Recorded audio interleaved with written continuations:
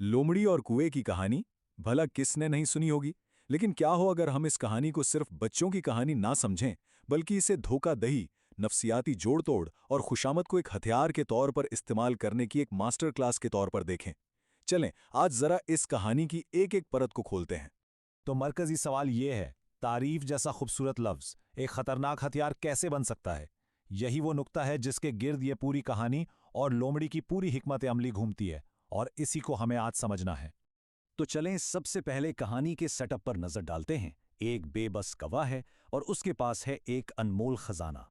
जरा सोचें, एक कौवा जो दिन भर की मेहनत के बाद बिल्कुल थक चुका है, भूख से बुरा हाल है, और फिर उसकी किस्मत जागती है और उसे मिलता है पनीर का एक टुकड़ा। ये उसके लिए सिर्फ रोटी का टुकड़ा नहीं, ये तो उसकी मेहनत का फल है, एक ट्रॉफी है। और जाहिर है, इस ट्रॉफी को वो किसी के साथ भी शेयर नहीं करना चाहता। वो दूसरे कौवों से बचता बचाता एक ऊंची महफूज शाख ढूंढता है ताकि सुकून से अपना इनाम खा सके। मतलब उसका पूरा ध्यान, सारा फोकस सिर्फ और सिर्फ उस खजाने की हिफाजत पर है। और ठीक उसी वक्त इस खेल में एक नया खिलाड़ी आता है, और ये कोई आम खिलाड़ी नहीं, ये एक शातिर लोमड़ी है जो सिर्फ भूखी नहीं बल्कि बेहद ज़हीन भी है। लोमड़ी की नजर जैसे ही कौवे और उसके पनीर पर पड़ती है ना, तो उसके सिर्फ मुंह में पानी नहीं आता, उसके दिमाग में फौरन एक प्लान बनना शुरू हो जाता है। वो समझ जाती है कि भाई ताकत से तो ये पनीर मिलने से रहा, यहां तो दिमाग इस्तेमाल करना पड़ेगा। और क्या जबरदस्त मंसूबा बनाती है वो। ये कोई ऐसी वैसी बातचीत नहीं, ये खुशामद का एक पूरा 4 कदमी कैलकुलेटेड हमला है।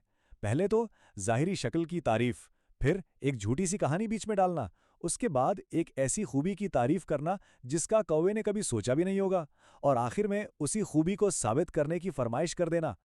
लोमड़ी के अल्फाज की चालाकी तो देखें जरा। वो ये नहीं कहती कि मुझे लगता है तुम्हारी आवाज़ अच्छी है, नहीं, वो कहती है मेरे दोस्त बता रहे थे कि कौवों की आवाज़ तो बड़ी मीठी होती है। यानी अपनी तारीफ को एक अफवाह बनाकर पेश कर दिया।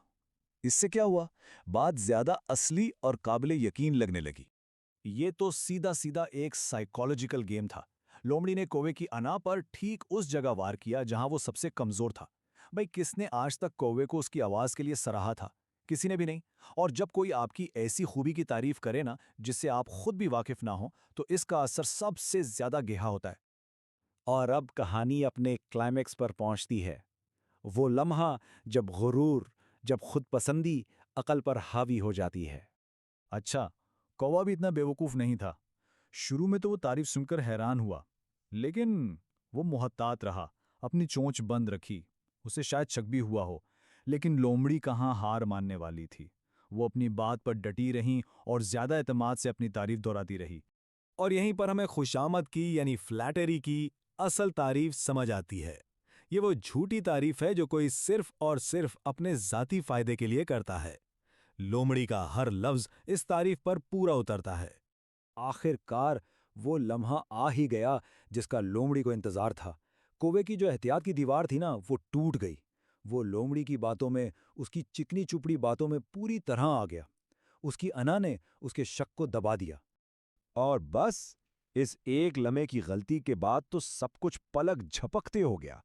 कौवे ने गाने के लिए चोंच खोली, पनीर नीचे गिरा, लोमड़ी ने लपक कर उठाया, खाया, और 9-2-11 हो गई। खेल खत्म।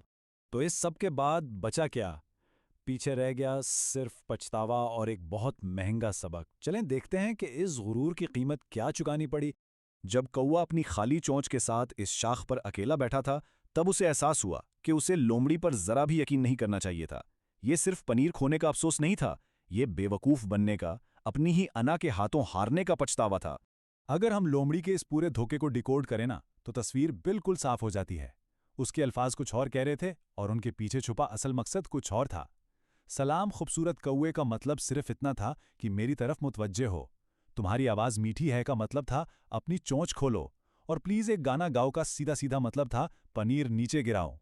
देखें, ये सदियों पुरानी कहानी हमें आज भी एक बहुत बहुत अहम बात सिखाती है कि जब कोई ऐसा शख्स तारीफ करे जिसका उस तारीफ से कोई फायदा जुड़ा हो, तो हमेशा होशियार रहना चाहिए। खुशामद के पीछे अक्सर एक छुपा हुआ एजेंडा होता है। और ये कहानी हमें एक ऐसे सवाल के साथ छोड़ जाती है जो आज की दुनिया में शायद पहले से भी कहीं ज्यादा अहम है। सवाल ये है कि एक सच्ची मुखलसाना तारीफ और अपने फायदे के लिए की गई एक होशियार चाल, उन दोनों के बीच वो जो बारीक सी लकीर है, वो आखिर कहाँ है?